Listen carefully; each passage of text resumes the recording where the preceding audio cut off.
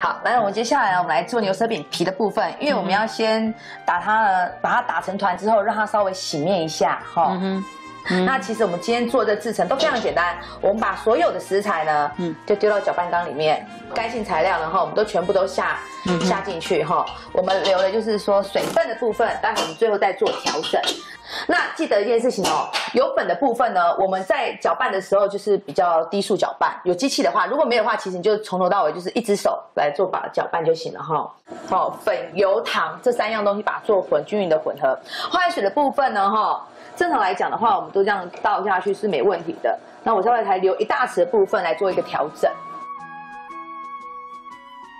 测试一下它的一个柔软度哈，其实它柔软度这样子到一个不粘黏，因为它油分够嘛，不粘黏其实就可以了。后来我们再把它做一个快速搅起来哈。我们看差不多喽，它给柔软度，像其实我今天特别让它把它打稍微偏干一点，哦，因为我们待会包盒会比较好包盒这样子，对，那这样子它这样一个光滑面团就好了，不用再达到什么特别的一个精细。那我们中式面食很重要一个环节就是说，我需要呢把它稍微用个光滑面，后来撒一点手粉，再做一个洗面动作，这样就行了。一般在家里这样就行了，不需要让它膨胀什么，只是让它精细面团可以再更柔软、更好操作这样子。好，来接下来那我们的糖粉麦芽糖后，那这个糖粉其实事先我们都已经有过筛过了这样子。那我们有一道就是说，这个是熟面粉。其实这个熟面粉呢，它的一个制成步骤其实就在干锅里面拌炒到没有面粉生味，其实就可以了。哦，不要把它炒焦，对不对？不用，就把它炒到没有面粉生味，就拌炒大概其实30秒到1分钟，其实就足够了。这样。为什么用熟面粉？那其实它熟面粉在这边嘛，它有增加它的香气的功能。那还有让它跟它米得。没有，我没有炒到这样米得。对，那一样哈，我把干性的材料呢哈都把它丢进去。后来我把搅拌缸一样，速度放低，一样，这个馅料的话，其实打成团其实就可以了哈。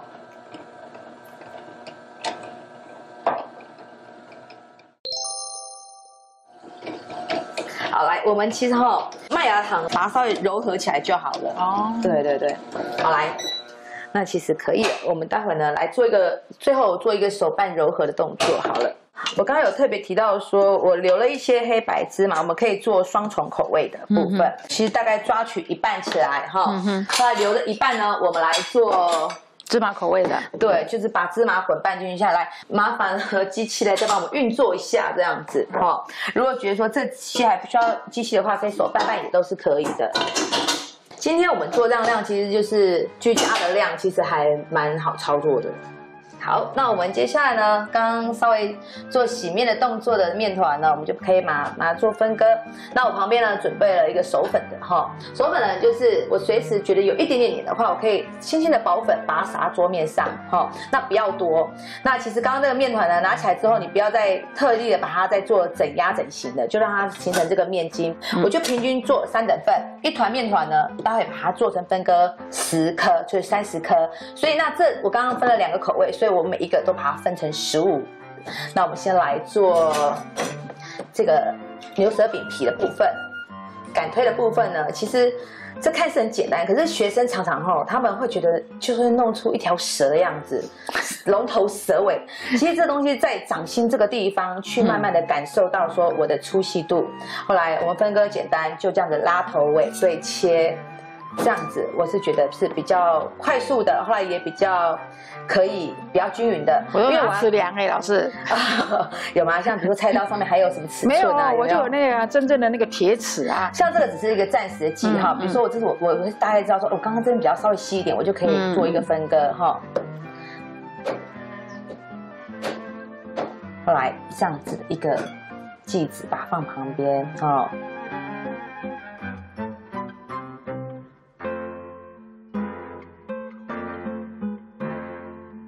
好，来，这是内馅部分呢。那其实内馅部分因为含糖量很高，还有油的成分很高的话，如果说我的太常接触手心的话，其实很快就是会溶掉了。所以那我这个就分成3等份。后来3等份之余呢，我每一等份都把它做成怎样呢？切成5个。那我今天就先示范，只要各5个、10个，做10个出来给大家看一下哈。后来你待会可以这样子做配对的动作。好，来，我们呢待会呢拿到这样的面皮的部分呢，其实你不要重新整它了，就是这样子一坨哈。后来把它压扁。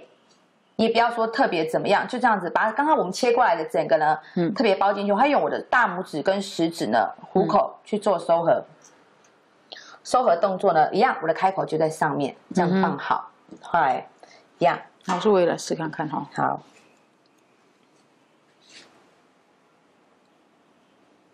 来，这个就是我在。我都没有放虎口，我是一个这个超级懒惰的学生，我就把它不会，这是说做久就是一个习惯的收口法，这样就可以了吗？对，还是不行？可以啊，只要口收起来就好了哈。来，我会依序把它排。我待会呢，从第一个放到最后一个，我会在待会第二个步骤的时候，我会从第一个开始拿去。为什么呢？因为我做每个动作，这个面团它都是有筋性，它需要给它时间去做。醒面的动作，醒面就是让它面皮更延展，更好整形、切割、包沿这样子，这是要特别留意的部分。那这样子完了，那我就从第一个开始拿取哈。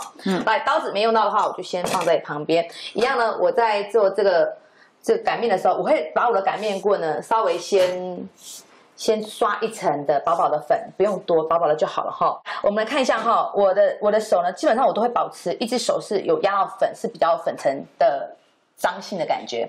后来那这只手是比较偏向光滑的。那我拿到这个的时候呢，刚刚说收口往上了，那我就会把它再搓长的动作。好，就这样子把它拉长。后来呢，中间推开，后来往下推。好，这样就行了。这样就一个牛舌饼的动作。好啊，牛舌饼就这样，然后烤一烤就可以。哦，因为我中间还会画刀，那我先擀个几个好不好？就是这么简单。后来上下底火，上18下16，这样子一个熟成度，切出来就是一个非常香的，颜色也非常漂亮的。老师，那像我们家的烤箱如果没有上下火，上18下16，那我就是340除以2，就是170吗？还是不行？哦，不行，那你整个中心温度是340的，所以你如果说你只是一个统合烤箱的话，那你就是直接帮它开到170会最刚好。切割的部分呢，我们就是用刀尖的部分，轻轻的从中间这样子划开，下面不能断。如果下面断的话，等一下直接就是烤出来是爆浆流汁的这样子。等于说里面的好吃的糖浆全部都溢出来了。嘿，会是这样子。好，那接下来我们就直接先送烤箱了。OK， 好。好，观众朋友有没有看到我们烤出来的那个牛舌饼，超级可爱耶！老师，这个就是说你一直强调说，我们刚刚那个刀子在划开的时候，只要画表层，所以它下面就不会漏，它只是会就是在表层的地方，它粘开会让它的糖浆在滚烫的时候，它自然形成一个剥开动作。还比如说像一般吃的人，他就哇看到里面其实很吸引他的，就是糖浆脆皮的感觉。对，然后大家看到老师割的这个刀子你不能割到底，对不对？对，不行的。所以说，你看就是这样子，这就是这个宜兰的非常有名的这个伴手礼牛舌饼可能观众朋友都很多国外的不见得有吃过，不过这个是很刷嘴的，就是说你吃了一口就会一直一包都不自觉的一直吃下去。通常买了一箱小箱回来，通常看个电视就全部没了。对，所以如果可以自己在家做呢，那真的是太好了哈。